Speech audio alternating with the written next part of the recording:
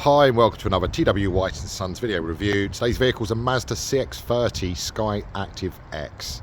So we have here a Sport Lux edition, 180 horsepower engine in this SKYACTIV-X derivative due to its age. It's a manual gearbox with 6 speeds running through the front wheels in Soul Red Crystal Pearlescent, one of Mazda's signature colours. So, Sport Lux trim has 18-inch silver shadow alloys. You've got privacy glass, of course, as standard fitment to the Sport Lux trim. Front and rear park sensors, and there is a rear camera system on this particular car, again linked to the Sport Lux trim. There's a powered tailgate, which we'll show you shortly once I've done a circle around the vehicle. And the car, for a 5-year-old vehicle this year, looking great condition. So it's a one owner from new, full Mazda service history, and both serviced and MOT'd recently at the end of March. So no work required until March 2026. You've got front park sensors as mentioned earlier, high beam LED headlamps, and of course with the Sport Lux grille. Down here we have daytime running lights, keyless entry through the door system. Just touch the door handle with a key on your pocket and you can open the vehicle up, including the boot. So if we touch the boot aperture just underneath the badge but above the number plate, that'll power the car up. You can also operate this from the key fob itself, and there's an internal button to power and raise the tailgate whilst you're sitting inside the vehicle. So, nice big size boot in the CX-30 with a 60/40 folding seat split, and then below the floor you'll note there's no spare wheel. It's not standard on any Mazda product, but you have a foam and compressor unit to aid you with a punctured tyre. Or of course, all our vehicles come with a year's warranty, and that includes a year's roadside assistance, and Mazda will come and rescue you also. So yeah, nice car. Unmarked in the boot area. Power tailgate buttons here. Give it a push, and down it goes. So, jumping into the back of the car here. There's a cloth seat interior in Sport Lux. In this instance, it's got a blue contrast, but the seat themselves is a black grey with a white stitch. Again, nice, good condition. There are ISOFIX here for children's safety seats, and that's both on the outer seats. Plus, there are 3 seat belts, so it's a 5-seat car, and you have pull-out armrests with drink holders, comfort. Each door has a moulded pocket as well, which you take a small drink. The front doors are a little larger for bottles. This car has its original 4-mat set, all in good condition, which again, in relation to the mileage, which is around 16,000 miles, it's nice and clean and tidy. Keyless entry point here. When you do enter the car, it will power the mirrors back out. You may see a triangle here, which is to do with the blind spot monitoring, which will flash rapidly when there's vehicles behind you in your near side, offside blind spots. Entering the car, all the grouped controls for windows and mirrors up on the door card, nice and easy. As I mentioned before, nice big bottle molded pockets. We have a fully adjustable driver's seat, including under thigh support, and again, nice cloth seat, very supportive, non-slippy as leather may be, so it grips you nicely, especially with 180 horsepower to play with. We have a nice 3-spoke steering wheel, nice thin rims, and that comes with all CX-30s of course. While I'm here, there's a series of switches mainly saying off, but there is a power tailgate button just here. Just my finger, there it is. And then here we have off switches for fundamentally to turn things off regarding iStop, the stop and go technology. That would stop the car from stopping when you're in traffic or any position when the car's fully warmed and you come to a halt, put the car into neutral. There's also a traction control system running through the front wheels, and again that can be disabled for slippery and icy conditions when you might need to spin to get some movement. Off switch for the rear park sensor, typically that will be left on, but if you ever fitted a tow bar or a rearward attaching cycle carrier, you'd want to knock that off. We'll jump inside the car. While I'm outside, I'll just show you the roof with the electric tilt slide roof that we have, and that's standard to the 180 horsepower Sport Lux grade. You'll also note when I'm in the vehicle, just going to zoom in, there's a head-up display system just on the little Toyota, linked to the box, projecting that information through the screen. You've also got digital display.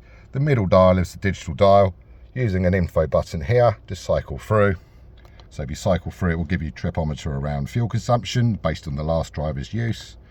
Then you've got your lane departure warning. Would also use the same information and button system here for the adaptive cruise, which you'd engage that way. Use the rocker switch, and then it brings up anything from 2, 1.5, 1 or half a second gap in time that you preserve with you in the vehicle in front. And that would also brake the car to a halt as well. When you're in traffic or any position when the car's fully warmed and you come to a halt, put the car into neutral. There's also a traction control system running through the front wheels, and again that can be disabled for slippery and icy conditions when you might need to spin to get some movement. Off switch for the rear park sensor, typically that will be left on, but if you ever fitted a tow bar or a rearward attaching cycle carrier, you'd want to knock that off. We'll jump inside the car. While I'm here, there's a series of switches mainly saying off, but there is a power tailgate button just here. Speed limiter, again, it's going to be useful if you don't want to overspeed in these 70 mile/h zones that are prevalent these days. You've also got auto wipers and auto lights. They tend to default to auto on. You can override, of course. Where there are alerts around your speed and the road speed you should be adhering to, there is a quick button here just to diminish the audible alerts to you, still leaving visual, and fundamentally if you turn it off it will re-establish when you turn the car back on, so you never forget to be safe. Coming across we have the portrait landscape style tablet. This can't be touched unless, one instance, you've plugged in with a USB port here into Apple or Android CarPlay, and then you can touch the screen when stationary only. However, if not, it's all controlled from the Mazda multimedia controller below, with quick access to home. That will show clock if you hit it once. Then you've got the ability to cycle through various bits of information you're going to need to understand, including entertainment. Press again and then it will show your digital radio stations, or you can choose a different source, which would then bring in FM, AM, Bluetooth streaming. And as I say, once you've plugged in, it will allow you to use Apple or Android CarPlay. There's even a CD player, again linked to the age of the vehicle. You may note we have heated seats as well, so again these are on at the moment. I shall knock those down. And you have left and right sided climate control. Just grab a controller and you can be independent across the vehicle, or you can simply sync and it will do as the driver prefers. Super simple with a fan just in the middle, and then there's an active button there just to cycle through airflow direction. Coming down, more storage here. We have cup holder storage here, which is on top of the pockets which take bottles. 6-speed manual gearbox, which when I engage reverse, which is a push down top left action, it will bring up the reverse camera and engage the rear sensors. Front sensors also engage, but as we're equidistant to something neither front or behind us, it's not going to beep at me in this instance.